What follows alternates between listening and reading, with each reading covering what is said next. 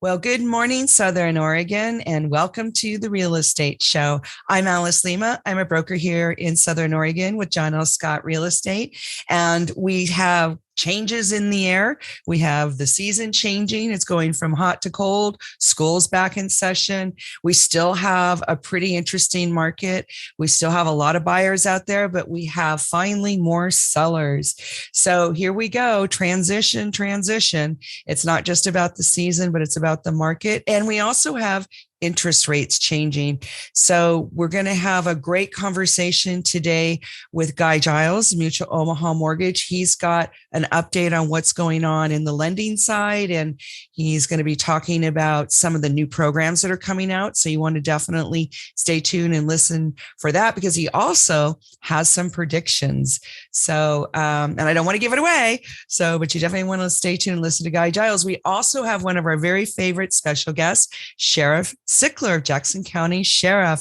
And he's going to be speaking with us today in a really interesting interview, talking about House Bill 3000, what's going on with the illegal hemp grows, the illegal cannabis, the water stealing, how all that's going and what a difference it's made for his department and how things are going just in general in the sheriff's office. We're also going to have a little update on the great progress that's been made in the homeless programs here locally. So Sheriff Sickler will have an update for us on all of that. In the meantime, just wanted to mention that we're still having arm wrestling matches in our lower price points, even though we are finally getting more and more listings on the market. It seems like whatever the situation with the COVID and people hesitating to make decisions, they're finally getting their homes on the market. You can see it every week now, and you can see it in a lot of the lower price points, which is awesome. But in the meantime, we do track the upper price points because they're trendsetters. And, in Jackson County, we have 134 listings in the over $800,000 range. Josephine County has 54 and Klamath County has 20. So we're watching it as a market indicator. It's very interesting. That market is definitely saturated. So just keep in mind, if you are doing a move up, selling something and buying something bigger, if you can lock in that low interest rate, you can still make a pretty good deal because the upper price points are definitely a buyer market. But most of us are down in the lower price points. That's where we're buying. And there's still some great opportunities. So fear not. Stay tuned for the interviews with Sheriff Sickler and Guy Giles. Alice Lema, broker John L. Scott, will be right back after a word from these sponsors. Don't go away. Well, welcome back, folks, to the Real Estate Show. I'm Alice Lema. I'm a broker here at John L. Scott in beautiful Southern Oregon. And today we're so excited to have two of our favorite people on the show today. We have Guy Giles of Mutual of Omaha Mortgage. Hi, Guy. Hey, how's it going? And we have Sheriff Sickler, Jackson County Sheriff. Good morning, Sheriff Sickler. How are you? Good, thank you. Thanks for having me again. Well, it's been a while since we've had you on the show, and we've gone through a lot of changes in our little Southern Oregon. Sheriff Sickler, one of the big topics that's been on everybody's mind lately is what's going on with the illegal grows and some of the enforcements with that. You want to maybe chime in and bring us up to speed? Yeah. So, go back several months at the beginning of the year, we saw what I'll call an explosion of marijuana or cannabis cultivation locations kind of come up really quickly all through the county. And we saw a lot of them in the form of these, what we call hoop houses or greenhouses. And these are the plastic structures that people see in, fields or other areas around the county. And it became immediately apparent that the problem was going to be much larger than it had been the previous year, and it was going to be tough to deal with. Part of driving that was there were many things that were driving that, I think, explosion of cannabis cultivation locations. Mm-hmm. And what was unfortunate is trying to get a handle on it. So the cannabis and the marijuana laws together created some loopholes that made it fairly easy for people to try to circumvent the system. Meaning it wasn't a crime to grow, cannabis. Oh, I'm sorry. hemp without a license. Now, it was a violation of the ODA and some things that they had set up for cultivating hemp, but and when you grow marijuana, you have to be part of a regulatory program, whether that's the OLCC, OHA. OHA regulates those things. So if the recreational grows, or if you keep under a certain amount, you don't have to have any licensing, but it's a pretty small amount. Mm-hmm. So what we saw was these hoop houses, either people were getting licenses through the ODA to grow hemp, or they just weren't licensing anything. But because we couldn't definitively say that it was, marijuana, not hemp, it became very challenging to enforce the laws. And so we went through our legislative process, worked with our legislators, our county government, other law enforcement, the OLCC, the ODA, everybody, to try to create some sort of a system to help crack down on some of that. So House Bill 3000 was presented and passed by our legislators, and that basically changed the laws to close some of these loopholes. Now, is it perfect? It's not, but it will certainly give us some more tools to address this. And then it also provided some funding for law enforcement to help bolster our enforcement efforts against these illegal grows, because we saw a large presence of cartel move into our county this year and set up grows, and just a host of other issues. So it's pretty pervasive right now, but we are, working daily to get rid of these unlicensed grows, or these individuals that are, growing illegally or outside of the regulations, as far as, imposing criminal sanctions or making arrests, or, fines and other things. So there's a lot of issues there's a lot of issues that encompass these grows, from livability to water theft to, land use issues as far as hazardous materials. We're seeing, I think, labor trafficking, some human trafficking in some instances. And so it's a wide variety of just conduct that is not really good for our community here. So we're trying our best, and it's been a long summer, and I should say spring, and now summer, and now we're going into fall, but we're doing our best for sure. I've actually been, go for it. Sorry. Oh no, I was going to say I've actually been on the advisory committee with Nate for a few years now, and as a rural landowner, it does seem worse after all the efforts that we put. But literally, what was it, a month and a half ago, I guess, with this new Senate bill, it's actually putting some teeth into taking care of some of this.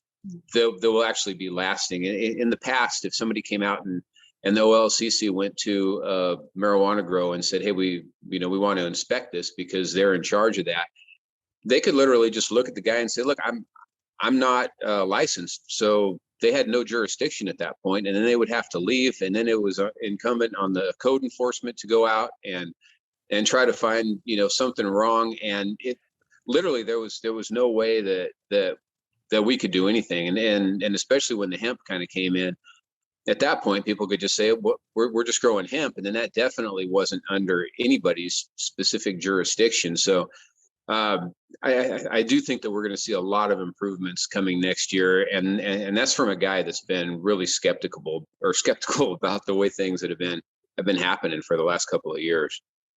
Well, and I don't think the general public was really aware of the influx of the illegal activity and the cartel. And we just don't think of Southern Oregon as really attracting that element. So I think we were all a little taken aback and really grateful for the combined efforts of the sheriffs. And so who are some of the other agencies that you were working with on some of these big? So currently, we work with the Medford Police Department, Oregon State Police, OLCC, ODA, which is the Oregon Department of Agriculture. We work with OSHA in some circumstances when we find, people being housed in deplorable conditions, which would violate, basic, employee standards or violate rules set forth by OSHA for keeping employees safe. So there's just the water master. I mean, we work with just about everybody, code enforcement, to try to take a really kind of a diverse, multifaceted approach at some of these locations. And the code enforcement has been a very, very good partnership for us. And we've been partnering with them a long time. But this year, because of the magnitude, the Board of Commissioners basically kind of expanded the authority, or the missions, I should say the mission statement of code enforcement, to be a little bit more aggressive on these blatant, flagrant grows where people are putting up, dozens, sometimes 100 hoop houses without any permitting, without any electrical permitting, and they're creating a fire hazard, an environmental hazard, living condition hazards for the workers, and just all these things. So code enforcement has had some pretty good, I should say, they have a lot of teeth when it comes to these, because each violation could be $1,000, and if you have 80 hoop houses, be $80,000 fine levied against the person that installed them. Wow. The property owner. So that's another thing, is talking really quick. And one thing we're trying to get out to our public is, the money might look like easy, or might look like an easy way to make some money by leasing your property out to potential growers. But there is some due diligence that needs to be done to ensure that they're going to grow licensed, get the permitting for any buildings they put up, because a property owner is also responsible for what goes on their property, regardless of the lease or what agreement they have. So in some instances, we've had property owners cited, as well as the individuals who, constructed the structures or whatnot. So that is working, and we're trying to get the word out, but we would, love to be able to educate our public to not, fall into a trap of like, hey, this is some quick dollars to do this, because it doesn't ever seem to work out that way for them. So when a property owner is involved in a situation like that and they have not gotten the proper documentation, what are the likely outcomes? What's the likely side effect to the property owner? Because I don't think people realize what they're up against. Just one of the big things is going to be the immediate fines by code enforcement if they're allowing structures and people to run electrical or other things on their property without the permits. And that goes against the property owner. Yeah. In cases, they can issue both. So they do it against the person who put up the structure. So we'll say, the growers, and then they also go to the property owners. So, it could be large fines levied against them. And then, there's always due process, and there's a court process for that, which they could state their case. But essentially, it's not just, you can't say, hey, not my problem. If you're a property owner, you gotta be aware and conscientious of what's going on there on the property. So if you have these activities going on, you really need to have documentation from the grower on licensing. If they're building any structures, you're saying they need to have proof of permitting and all. Well, you would have to be involved in the permitting process down at the county, right? Yeah, generally speaking, like I said, there's just a lot of things that you need to do as a property owner to ensure the rules are being followed, and just turning a blind eye isn't necessarily going to pass the sniff test, so to speak. So they could come under some scrutiny and or some sanctions for allowing this to take part in their property.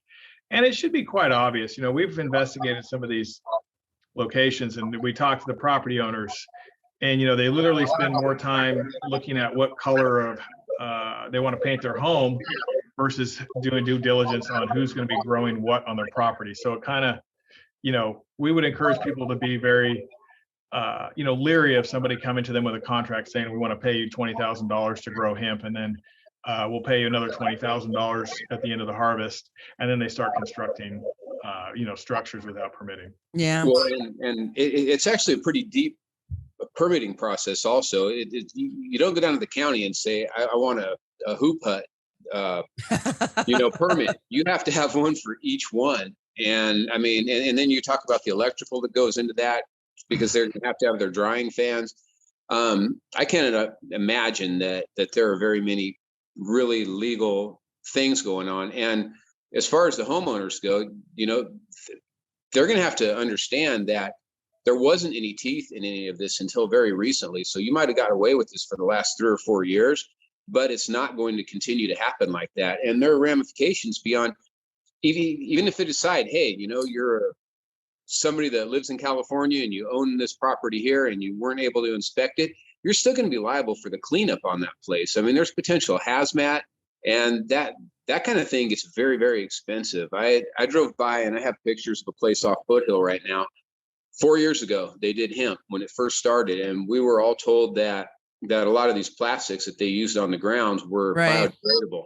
It's been 4 years, and you can see every little piece of plastic there. And I still don't understand why, every spotted owl or sea turtle is going to die if you drink out of a plastic straw, but it's okay to have 10 acres of plastic just tilled up that sits around there year after year. If that's not going to be an attraction to some sort of an animal at some point, you're just kidding yourself. And I don't know why some of these environmental groups are not getting involved with some of this stuff either. Yeah, that's a good question. It's not good for the soil. It makes it hard to farm later. So what are some of the possible ramifications? Like, is it possible that a homeowner could lose their property? Could it go that far? I don't know about that. I guess it depends if there were repeated violations, and then, what how any hearings would go forward, meaning like there's a due process to all of this. And so I'm sure if somebody was, issued a huge fine and then was able to, say mitigate the damage to the property, meaning get rid of all the things that were on the property, come to the hearing, explain to the judge that they were unaware, they were taken advantage of, so to speak, or duped, but remedied the whole problem. I can't say what a judge will do. Yeah. It's not my job, but I can imagine that shows some intent that, you probably won't engage in this type of activity again. Well, really and the problem's gone, right? Really hot topic right now. We're going to have to take a quick break. We're talking to Sheriff Nathan Sickler and Guy Giles, Mutual of Omaha Mortgage. We'll be right back after a word from these sponsors.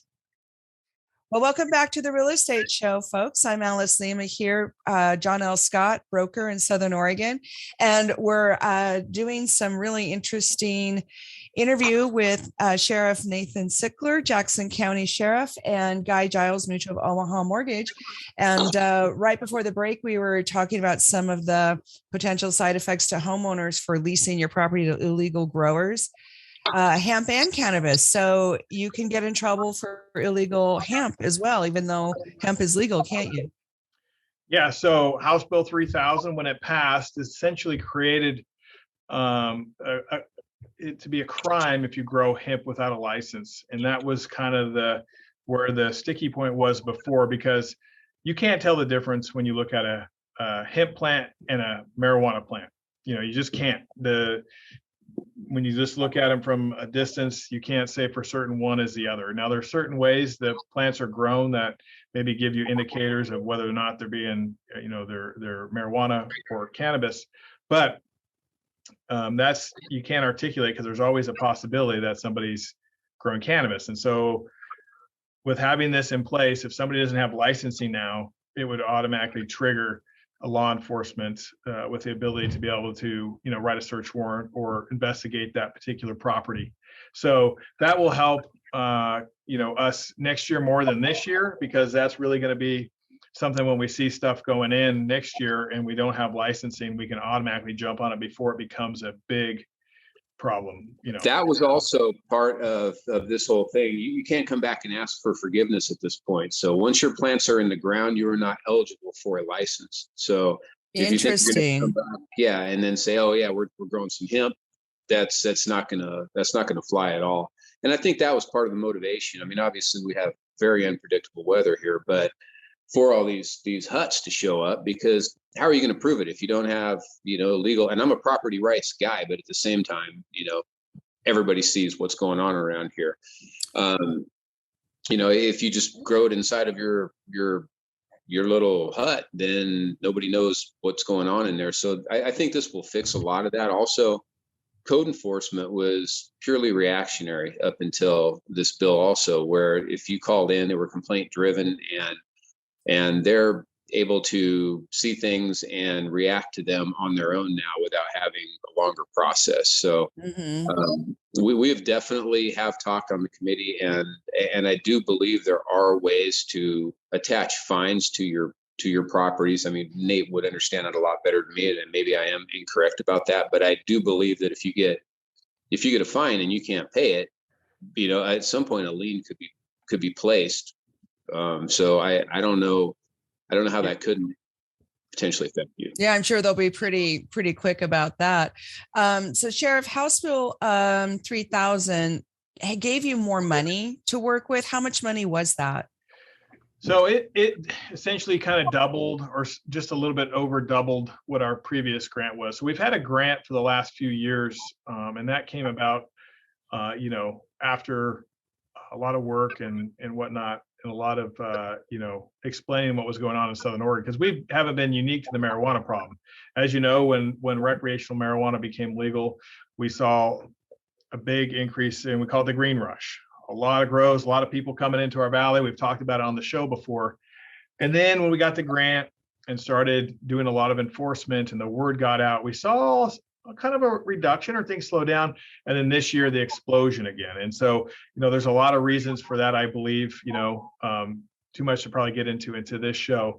But a lot of drivers, and here we are again, like kind of starting over at ground zero. And now we have the team, but the problem was so vast this year. It was just really like, fighting a forest fire with a garden hose at some point. So, coming together, the House Bill 3000 gave us some more money so we can hire additional staff to help deal with this.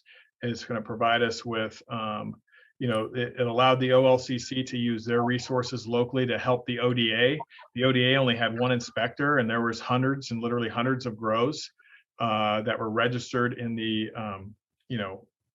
hemp program, or had licensing in process, and they had one inspector for a while. So, imagine how difficult that is for one person to try to manage 500 locations. Some of these locations aren't safe, for somebody to go into alone, because they are cartel operated. They have firearms, we have other drugs, they have human trafficking going on, and so all sorts of things. So this bill really gave us a lot of resources to use to help try and get this under control. And I don't think it's an overnight fix, but I certainly think as we move into next season, as we get some more resources here, more people are aware of what's going on. It certainly provides us with some optimism moving forward. Yeah, well, it's nice to have some support finally for all that. It's been a difficult situation. I don't know how that poor one inspector managed. I can't even imagine. It was not realistic to have one person do that. Yeah, and scary too. So one of the other topics that we wanted to touch on was just kind of the movement on the homeless arena. There's been a lot of changes, people trying to help, a lot of interagency cooperation. Sheriff, just wondered if you want to address that. Yeah, so, when the onset of the pandemic, we kind of evaluated, we had a lot of, efforts to try to, kind of clean up some of the homeless camps and, find some alternatives for those living on the Greenway. And then when, COVID hit last March, or 2 Marches ago, and shelters started to shut down because of COVID, and other things were shutting down, and access to food and resources, it became like, what is this going to be like for the Greenway? So we kind of changed just how we looked at things, and thought, how can we improve the community? Meaning, how can we reduce the homeless problem?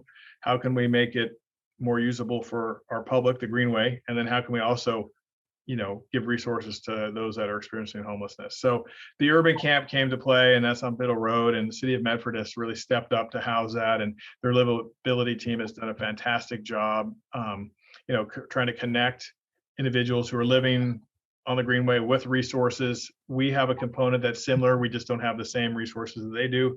But again, trying to connect people with the urban camp. And now there's Urban Camp 2.0, which is housing that's got some wraparound services or some counseling associated with that. So when they move from one camp to the other, it's hopefully this evolution of getting back into, as we would call, I guess, more long-term housing. Maybe getting some of the issues addressed, whether that's addiction or mental health, and, getting them back on their feet to where they can, go out and potentially, integrate back into society and get a job, and, maybe get some long-term stable housing. So, that's the goal. And we've been able to reduce the number of camps. And this has been a cooperative effort between our social service providers, Rogue Retreat, our county and city governments, and just, law enforcement.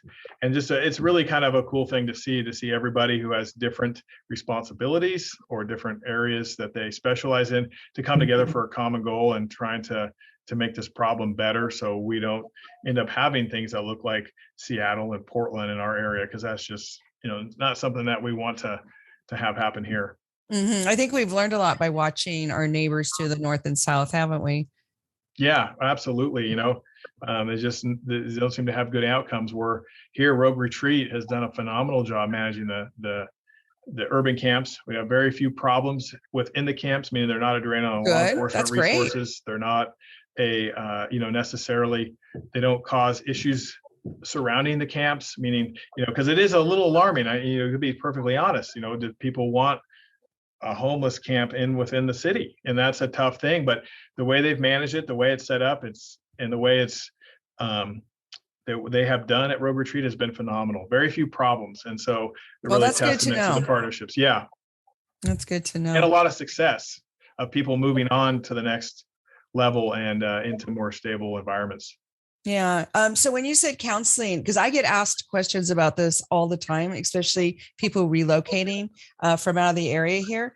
And they're wondering on the counseling services side in the camps, is it drug counseling as well as some assistance if they have mental health issues? Yeah. So like we have weekly meetings about the urban camp. And, on those calls, we have everybody from Jackson Care Connect, we have the ARC, we have Jackson County Mental Health, we have Asante, Providence, and law enforcement, Rogue Retreat, city government officials. So it's a very, like I said, a lot of different people have a lot of different facets of the social services or law enforcement working together and providing the resources they can to this camp. So everyone's trying to do what they can to support it. And so there's opportunities for both addiction services, mental health services, medical services. There's just a lot of stuff going on. And again, our goal is to, one thing that I said when we started doing this was we got to have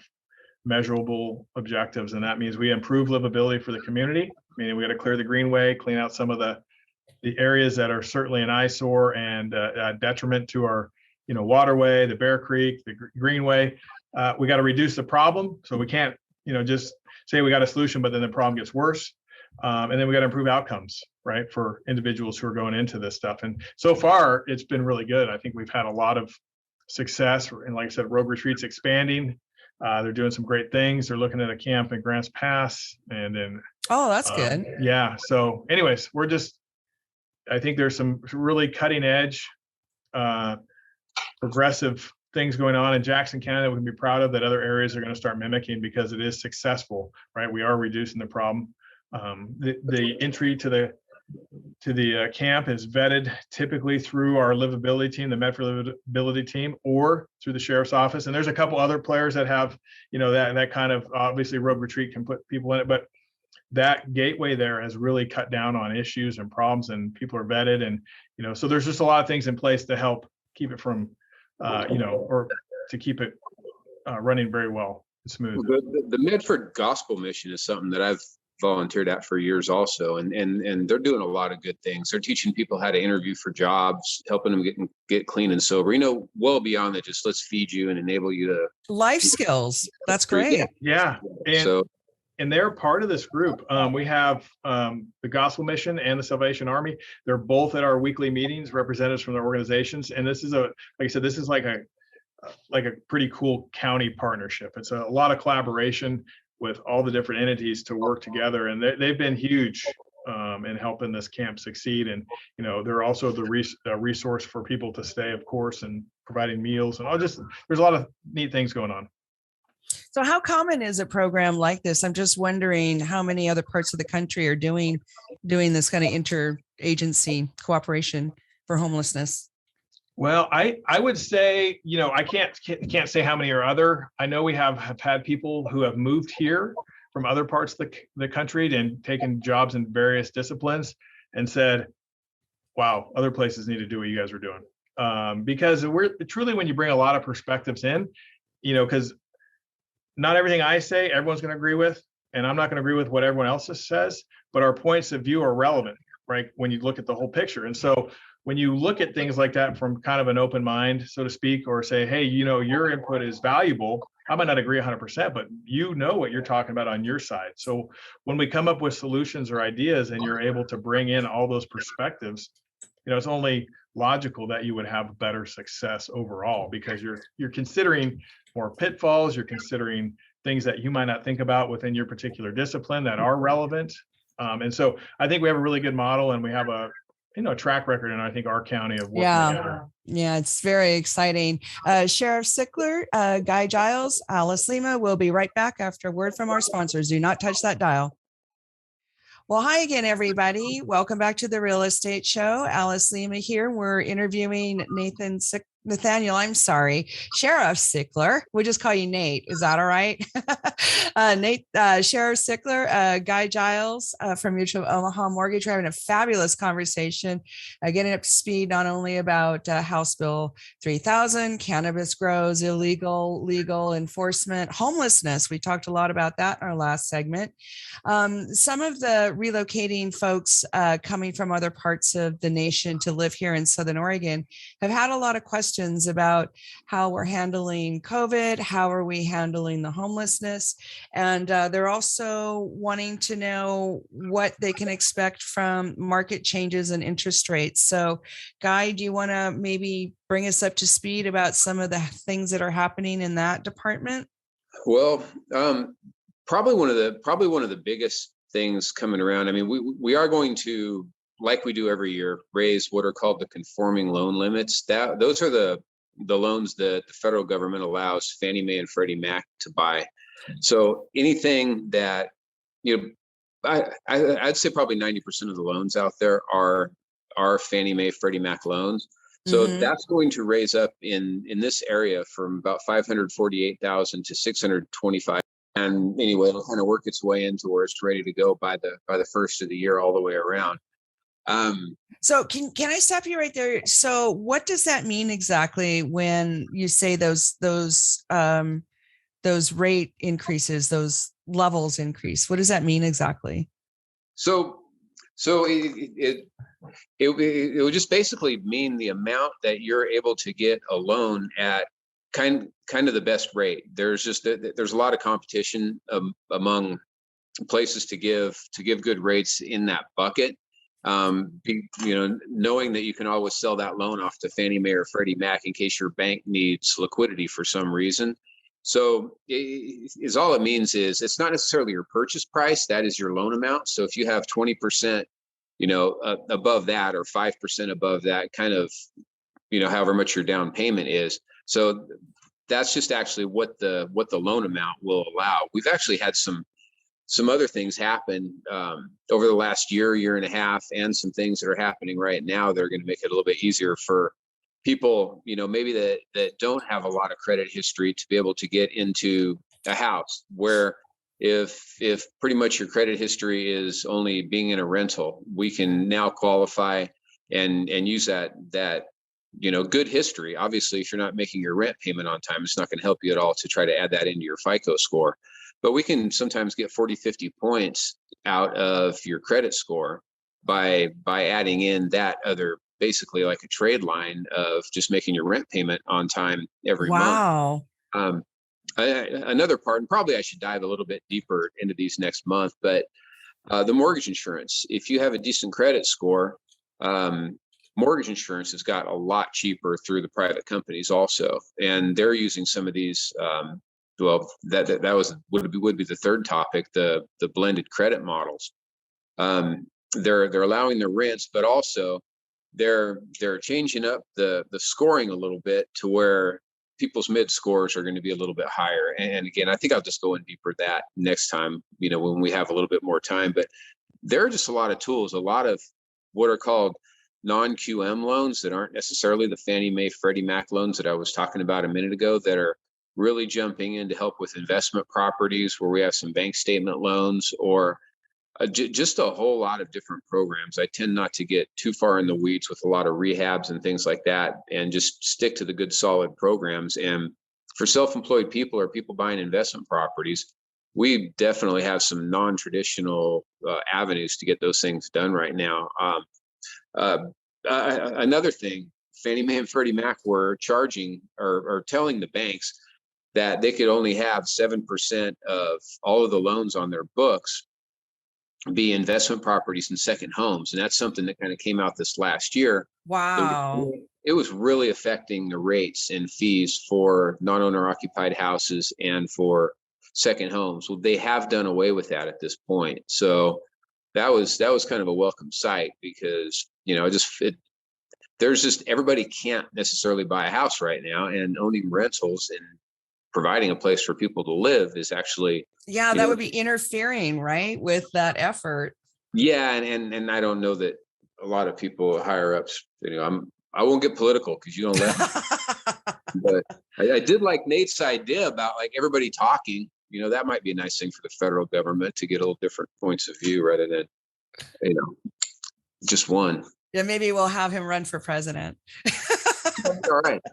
But no, there are actually a lot of good things going on in lending. We've had a little bit of an increase in rates. We're probably in the, without quoting a specific rate, so I don't have to get into APRs and things, we're up in the low threes again. You're going to pay to be in the twos at this point. I really, in my heart, believe that another dip in rates is coming. I don't know exactly. Really? Yeah.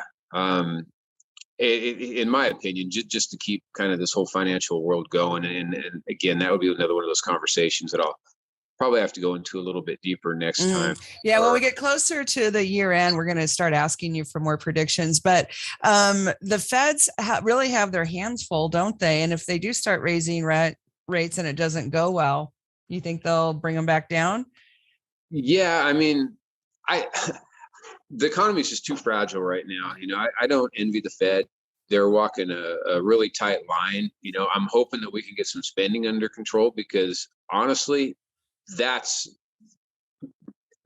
what's going to hurt us inflation wise. That's what's going to hurt us just as a country. I mean, if you have a ton of credit card debt as a family, you're not going to have the disposable income to go do many more things at that point. You're just servicing that debt. And that's the problem that we run into as a country, that that the Fed is walking that line, trying to keep inflation low. And at the same time, well, there's just a lot that they have going on right now. Again, it's not a position I necessarily want to be in. Well, it's really our most vulnerable parts of society that take the hit the hardest when we have these hyperinflation moments. And I remember back in the 70s, because I'm older than both you guys, and it was terrible. And people really, really struggled. And I'm starting to watch some of that happen again. Except I think this caught us by surprise, don't you? A little bit, yeah. I think a lot of the things that have happened to bring people out of the labor force have hurt this a lot. I mean, there's obviously, if you're not building as many things, then there's going to be more competition for it, so the prices are going to go up. I don't think that inflation is a huge lasting thing, and I know that's kind of contrary to what a lot of people believe right now. That would be great. But the labor force thing, I think, and what's going on in China right now, is could kind of wipe out what I'm saying, but I just don't see, I don't see it getting horrible at all. We just have to get people back to work. I mean, it's your self-worth at that point, and it's nice maybe to sit home and play a little Nintendo, but not for 2 years. You just get back out there. So that brings up an interesting question for Sheriff Sickler. How are things going with your labor force? We're doing pretty well. We have retirements. We've, had people who, have chosen other career paths. But overall, we're doing pretty well. Good. We're able to recruit still, which is nice. We're able to get some really good applicants and turn into really great employees that work at the sheriff's office. So it makes things better for me, obviously, as the boss, and as our command staff, to have good applicants and good people working for our agency, because they do a good job, and then that makes our life easier. So we're not in that necessarily what I would put a category of where we're being severely impacted. Now, every vacancy hurts. Don't get me wrong, because if I could use another 80 employees, honestly. So, but with COVID and all the challenges that we've had, the fires, and now just the turmoil around the country on so many different issues, it does wear on everybody. We've had an influx of just things in our community that aren't ideal, like I said, these grows and some of the other things associated with them, and some violent crime, and all those things take toll. But overall, our staff is pretty resilient, and we're doing okay. That's awesome. Well, thank you, gentlemen, so much. Sheriff Sickler, Guy Giles, Metro of Omaha. This will be repeated again tomorrow. Have a beautiful Southern Oregon weekend. Bye now. Thanks, you guys. Take care. Have a good day. Thank you so much.